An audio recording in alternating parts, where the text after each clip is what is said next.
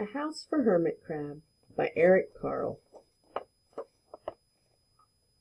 "It's time to move," said Hermit Crab one day in January.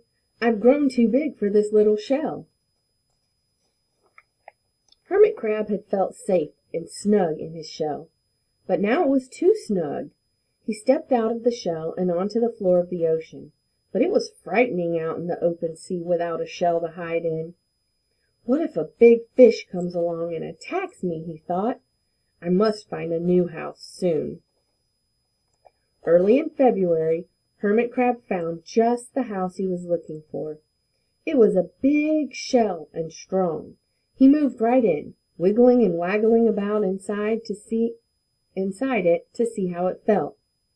It felt just right. But it looked so plain, thought Hermit Crab. In March, Hermit Crab met some sea anemones.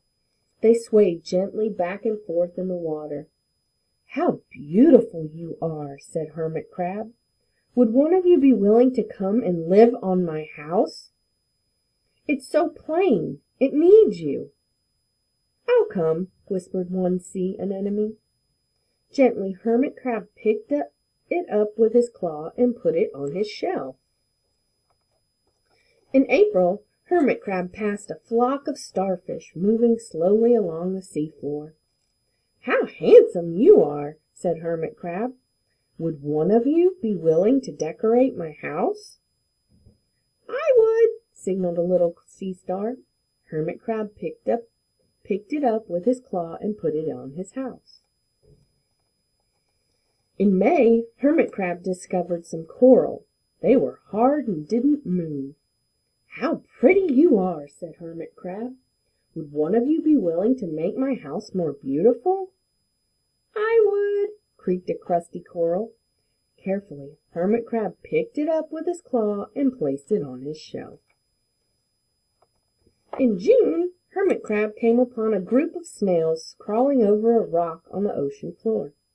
They grazed as they went, picking up algae and bits of debris and leaving a neat path behind them.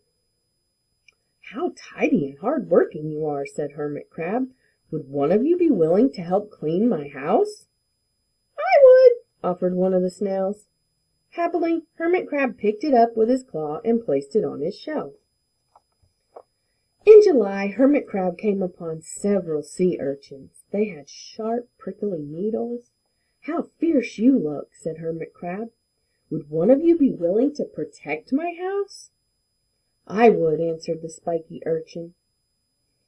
Gratefully, Hermit Crab picked him up with his claw and placed it near his shell. In August, Hermit Crab and his friends wandered into a forest of seaweed.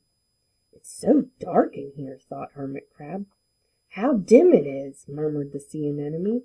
"How gloomy it is," whispered the starfish. "How murky it is," complained the coral. "I can't see," said the snail. "It's like night time," cried the sea urchin. In September, Hermit Crab spotted a school of lanternfish darting through the dark water.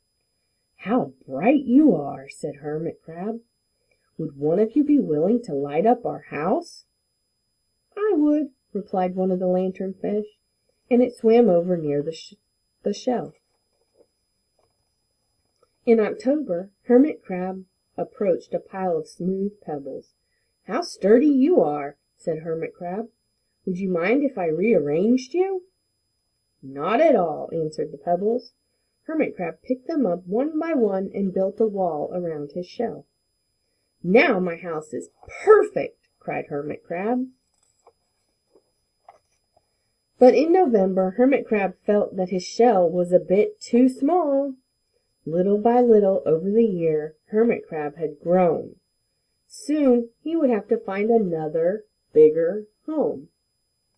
But he had come to love his friends, the sea anemone, the starfish, the coral, the sea urchin, the snail, the lanternfish, and even the smooth pebbles.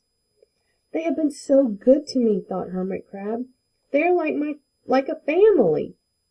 How can I ever leave them?"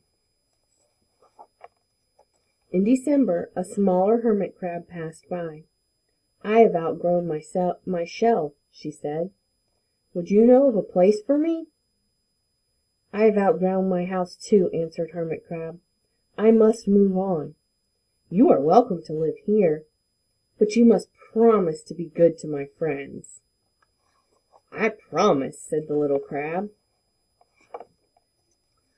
In the following January, Hermit Crab stepped out, and the little crab moved in. I couldn't stay in that shell forever, said Hermit Crab as he waved goodbye. The ocean floor looked wider than he had remembered, but Hermit Crab wasn't afraid. Soon he spied the perfect house, a big empty shell. It looked a little plain, but sponges, he thought. Barnacles, clownfish, sand dollars, electric eels. Oh, there are so many possibilities. I can't wait to get started. The